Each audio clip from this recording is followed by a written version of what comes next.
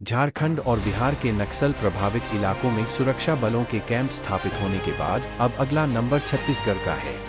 केंद्रीय गृह मंत्री अमित शाह का प्लान है कि अगले 730 दिन में नक्सलवाद पूरी तरह से खत्म हो जाए। शाह के प्लान पर सुरक्षा बलों ने काम शुरू कर दिया है। छत्तीसगढ़ में सीआरपीएफ की लगभग 40 कंपनियां पहुंच रही हैं। इस बड़े ऑपरेशन के बाद छत्तीसगढ़ में नक्सलियों के गढ़ कहे जाने वाले हर इलाके तक सुरक्षा बलों की पहुंच होगी। पिछले दिनों में सुकमा के ऐसे इलाके जिनकी पहचान नक्सलियों के बटालियन मुख्यालय के तौर पर होती रही है, वहां पर सीआरपीएफ और स्थानीय पुलिस ने कैंप स्थापित कर लिया है।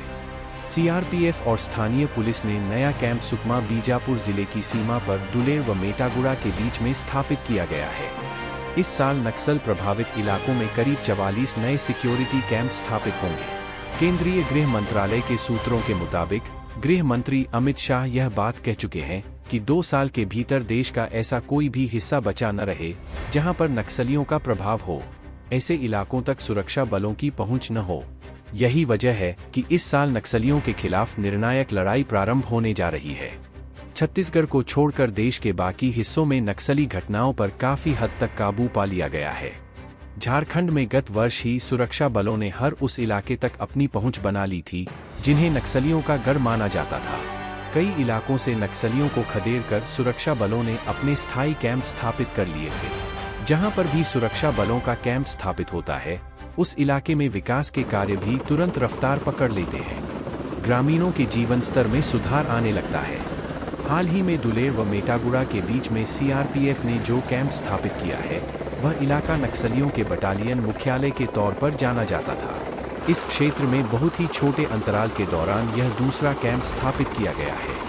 छत्तीसगढ़ पुलिस के एसपी रवि किरण और सीआरपीएफ डीआईजी अरविंद राय ने खुद इस कैंप का दौरा किया था।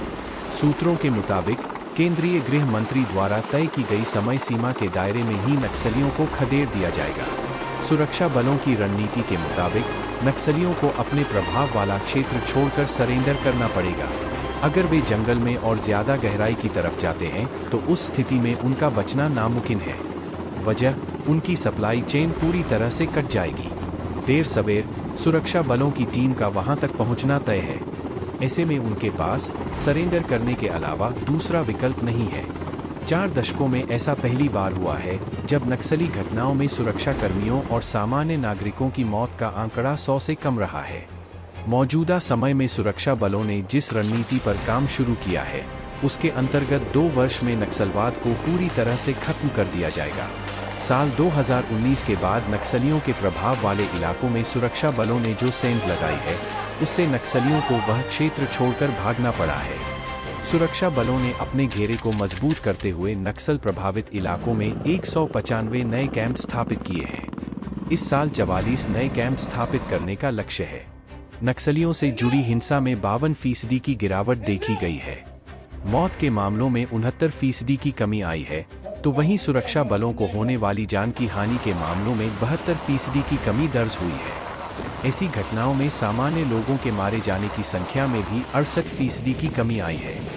गत वर्ष नक्सलियों के गढ़ कहे जाने वाले इलाके जैसे बिहार में बरमासिया, चक्राबंदा और झारखंड में बूढ़ा पहाड़ व पारसनाथ आदि क्षेत्रों में सुरक्षा बलों के कैंप स्थापित हो चुके हैं। 2023 में 33 नए कैंप स्थापित किए गए हैं। सीएपीएफ, स्टेट पुलिस और विशेष पुलिस बल की 11 ज्वाइंट टास्क फोर्स टीमें बनाई गई हैं। इस साल 3 नई ज्वाइंट टास्क फोर्स गठित की जाएंगी।